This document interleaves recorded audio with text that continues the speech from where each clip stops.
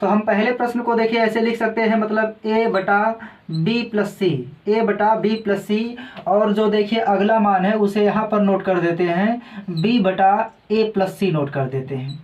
अब यहाँ पर देखिए जो मान दिए गए हैं, कितना दिया गया है, 2/5 दिया गया है। और यहाँ पर देखिए कितना दिया गया है, 1/2 दिया गया है।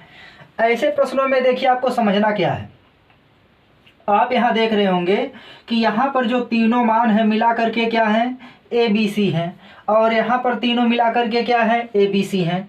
जब तीनों मान वही बार बार लिखे जा रहे हैं तो इसका मतलब हम कह सकते हैं कि इन दोनों का योगफल हमेशा क्या होना चाहिए, बराबर होना चाहिए।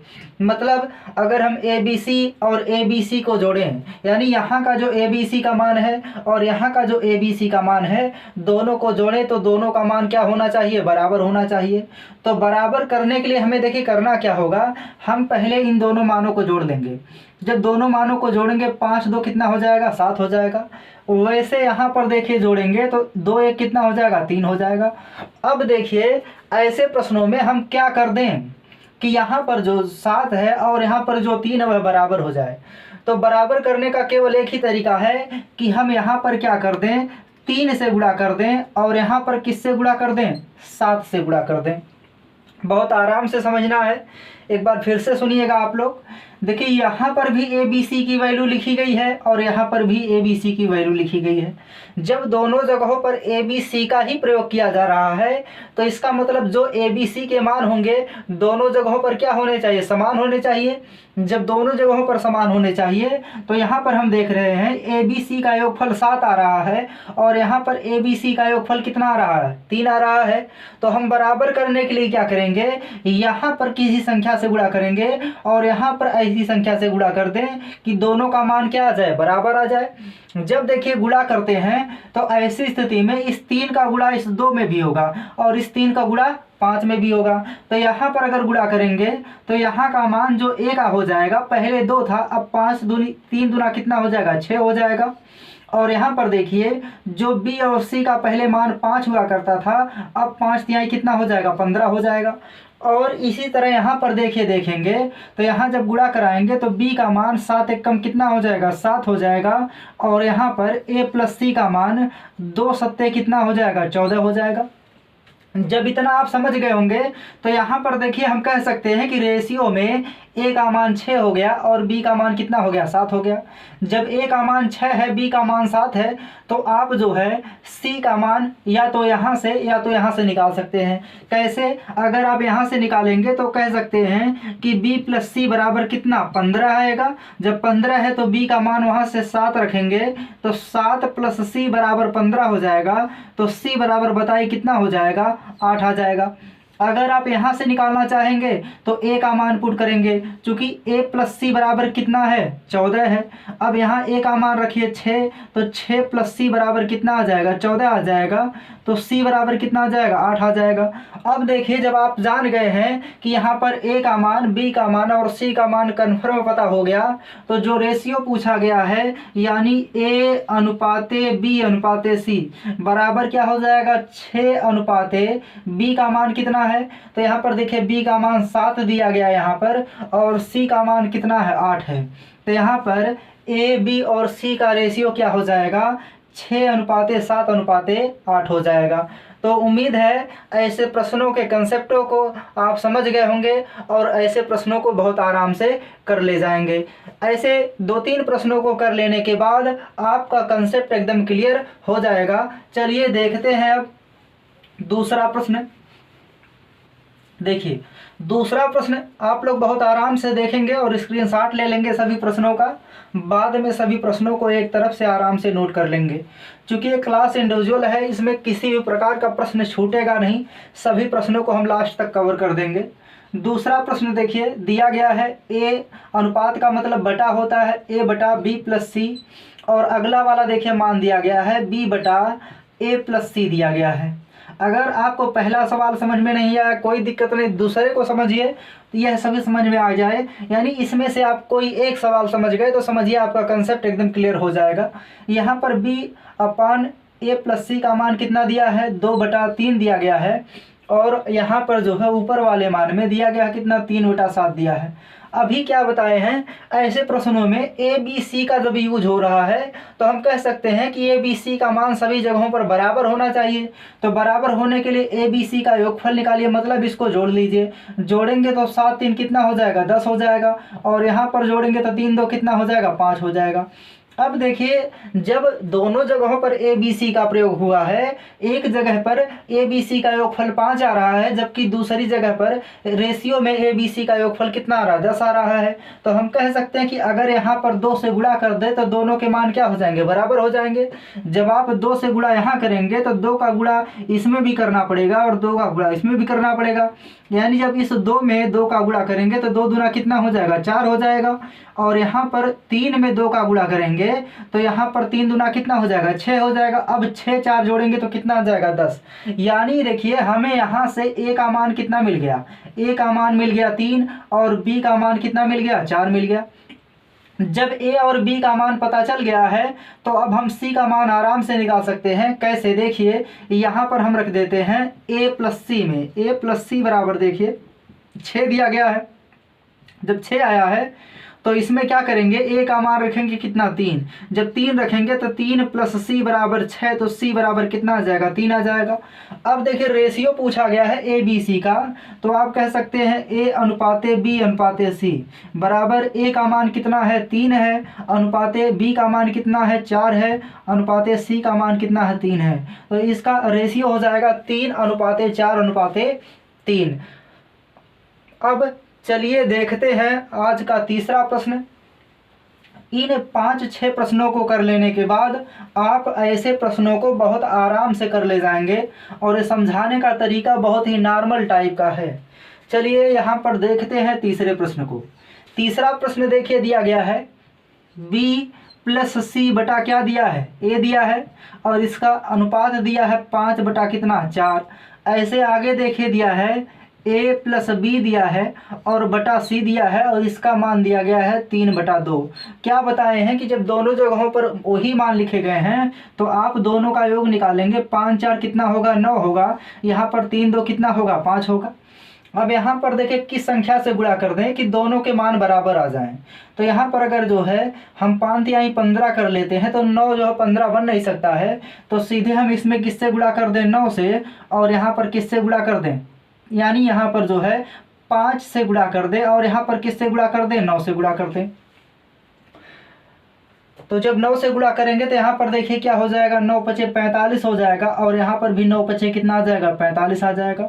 अब जब यहाँ 5 से गुणा किए हैं तो इसमें भी 5 से गुणा होगा, जब इसमें 5 से गुणा होगा तो 5 5 कितना आ जाएगा 25, यानी यहाँ पर b प्लस सी का योगफल कितना है 25 है।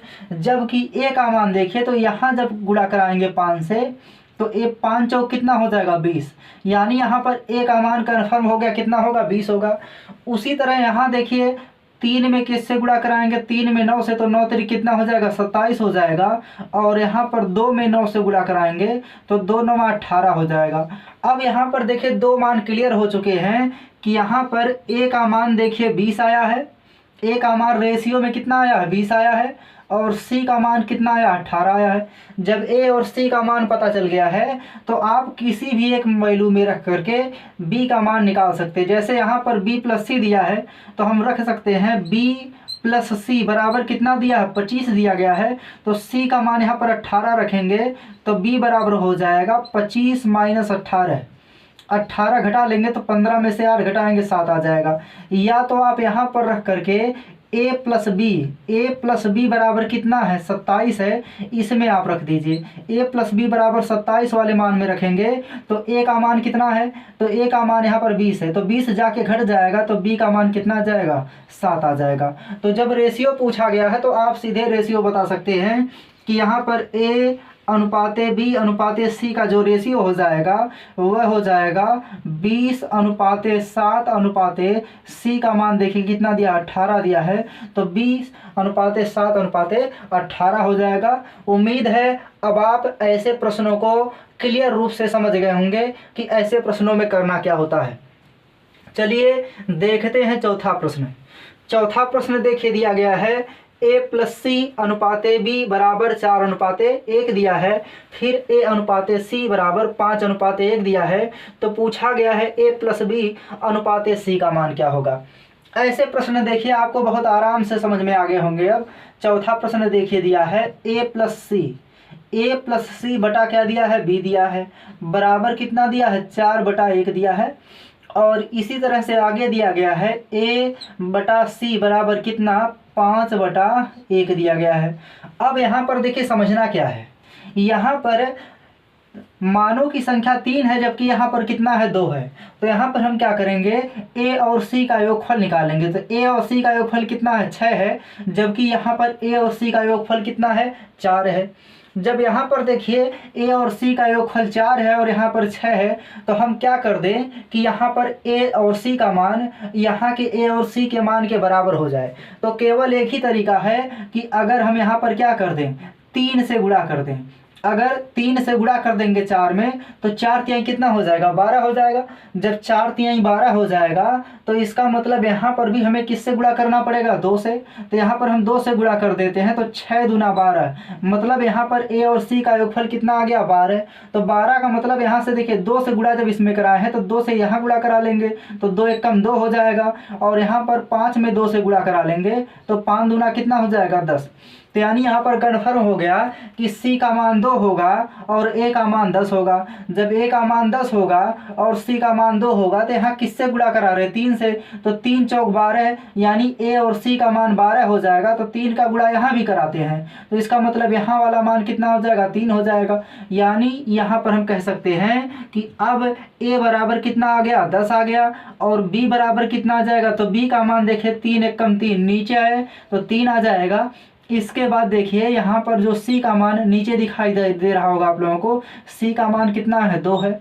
अब जो भी पूछा जाए, ए अनुपाते बी अनुपाते सी पूछा जाए उसको भी निकाल सकते हैं, या अन्य कोई प्रश्न पूछा जाए तो उसका उत्तर आराम से दे सकते हैं। पूछा गया है ए प्लस बी अनुपाते सी पूछा गया है, तो ए प्लस बी का मतलब दोनों को जोड़ेंगे तो 10 3 कितना हो जाएगा, 13 अनुपाते सी का मान कितना हो जाएगा, 2। तो इसका आंसर आ जाएगा 13/2 हो जाएगा। यदि आप लोगों को यह क्लास अच्छी लगे तो क्लास को लाइक कर दीजिएगा और हमारे चैनल को सब्सक्राइब कर दीजिए, ताकि हम इसी तरह से अनेक प्रकार के प्रश्नों को लगातार लाते रहेंगे। चलिए देखते हैं आज का 5वां प्रश्न। 5वां प्रश्न देखिए दिया गया है। 5वां प्रश्न में देखिए ए प्लस बी बटा सी, सेम प्रश्न वैसे ही है, बराबर दिया है 6/5। और आगे दिया है बी प्लस सी बटा ए बराबर दिया गया है 9/2।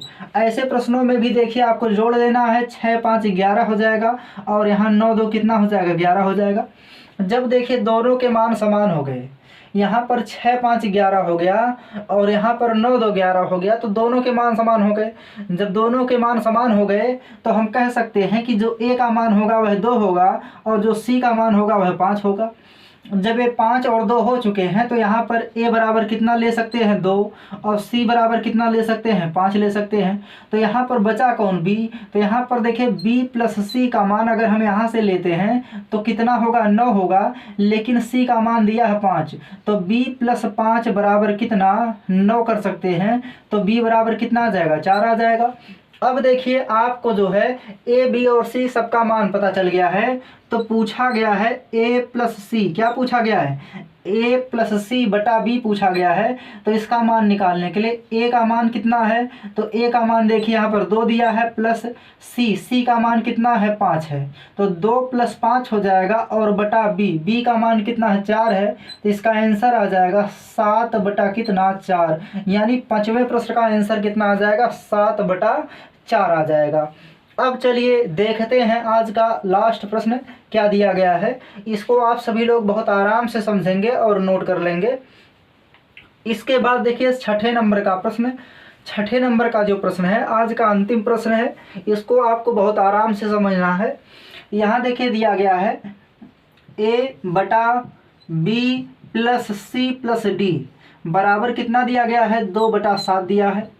अगला देखिए दिया गया है बी बटा ए प्लस सी प्लस डी बराबर कितना दिया है, 1/5 दिया है। और आगे देखिए दिया गया इसी तरह से सी बटा ए प्लस बी प्लस डी का मान कितना दिया गया है, 1/3 दिया गया है। आपको क्या बताया गया है कि आप जो है सभी का पहले योगफल निकालेंगे। जब योगफल निकालेंगे तो यहाँ देखिए 7 2 कितना हो जाएगा, 9 हो जाएगा, यहाँ 5 1 6 हो जाएगा, और यहाँ 3 1 कितना हो जाएगा, 4 हो जाएगा। अब आपको बराबर करना है, तो बराबर करने के लिए देखिए क्या कर दें, अगर यहाँ पर हम 2 से गुणा कर दें तो 9 दूना 18 होगा, तो यहाँ 3 से गुणा कर दें, लेकिन यहाँ 18 बन नहीं सकता है। तो यहाँ पर अगर हम 6 से गुणा कर दें, किससे गुणा कर दें, 6 से, तो 6 9 में 54 हो जाएगा। और यहाँ पर देखिए किससे गुणा कर दें, 9 से, तो 9 छक्का 54 हो जाएगा, 9 छक्का 54 हो जाएगा। अब यहाँ पर देखिए अगर गुणा करेंगे तो 13 चौक को 52 हो जाएगा, अभी गुणा नहीं कर सकते हैं यहाँ पर। तो यहाँ पर 4 में किससे गुणा कर दें, भी के योगफल को समान करना होगा, और समान करने के लिए किसी ना किसी संख्या से हमें गुणा कराना पड़ेगा। तो अगर हम देखिए यहाँ पर 4 से गुणा करा देते हैं तो 9 चौक कितना हो जाएगा, 36 हो जाएगा, और यहाँ पर 6 से गुणा करा दें तो 6 का कितना हो जाएगा, 36 हो जाएगा, और यहाँ पर जो है किससे गुणा करा दें, 9 से गुणा करा दें तो 9 चौक 36 हो जाएगा। मतलब जब सभी में मान समान आ गए हैं तो हम देखिए गुणा यहाँ पर किससे कराए हैं, 6 से। जब 6 से गुणा कराए हैं तो इसका मतलब कह सकते हैं कि जो 1 है वह कितना, 1 गुणे 6 होगा, तो यहाँ 6 आ जाएगा। और यहाँ पर 1 है तो 1 में 9 से गुणा करेंगे तो कितना आ जाएगा, 9 आ जाएगा। और यहाँ पर 2 में 4 से गुणा करेंगे तो 4 दूना कितना आ जाएगा, 8 आ जाएगा। तो यहाँ से ये तो कन्फर्म हो गया कि ए का मान 8 होगा, और यहाँ पर बी का मान 6 होगा, और यहाँ पर सी का मान कितना होगा, 9 होगा। अब देखिए बचा डी है, तो डी के बारे में हमें थोड़ा समझना पड़ेगा कि डी का मान कैसे निकलेगा। तो डी का मान देखिए निकालने के लिए हम क्या करेंगे, यहाँ पर किसी भी एक समीकरण में डी के मान को रख देंगे, मतलब ए बी और सी के मान को रख देंगे, डी का मान निकल जाएगा। तो जैसे मान लीजिए इसी समीकरण को हम ले लेते हैं, 4 9 36 है, और 36 में 3 से गुणा कर देंगे। देखिए 36 में 3 से गुणा नहीं करेंगे बल्कि 9 त्रिक 27 कर लेंगे, 9 त्रिक कितना हो जाएगा, 27। तो हम कह सकते हैं कि ए प्लस बी प्लस सी नहीं बल्कि डी है, और इसका मान कितना हो जाएगा, 9 यह, और जिसमें 3 से गुणा कराए हैं 9 त्रिक कितना हो जाएगा, 27 हो जाएगा। अब यहाँ पर मानों को पुट कर देंगे। जब मानों को पुट करेंगे तो ए का मान 8 है, बी का मान 6 है, प्लस डी बराबर कितना आ जाएगा, 27 आ जाएगा। अब यहाँ पर डी बराबर कितना आ जाएगा, तो डी बराबर देखिए 8 6 14 हो जाएगा, तो 27 में से 14 घटा लेंगे तो डी का मान कितना आ जाएगा, 13 आ जाएगा। जब डी का मान 13 आ जाएगा तो आप यहाँ से भी जो है डी का मान निकाल सकते थे, अथवा यहाँ से भी डी का मान निकाल सकते थे। तो यहाँ पर आपको ए बी सी और डी का मान पता चल गया है कि डी का मान कितना है, 13 है। जब सभी मान पता चल गए हैं तो यहाँ पर देखिए पूछा गया ए अनुपाते बी अनुपाते सी अनुपाते डी क्या होगा, तो यहाँ पर हो जाएगा ए अनुपाते बी अनुपाते सी अनुपाते डी बराबर ए का मान 8 है, अनुपाते 6 अनुपाते 9 अनुपाते 13 हो जाएगा। तो उम्मीद है आज के 6 प्रश्न आपको बहुत बेहतर तरीके से समझ में आ गए होंगे, और इन प्रश्नों को कर लेने के बाद आप जो है ऐसे प्रश्नों को बहुत आराम से कर ले जाएंगे। यदि हमारी क्लास आपको समझ में आ गई है तो हमारे सपोर्ट के लिए आप सभी लोग हमारे चैनल को सब्सक्राइब करिए, वीडियो को शेयर करिए और लाइक करिए।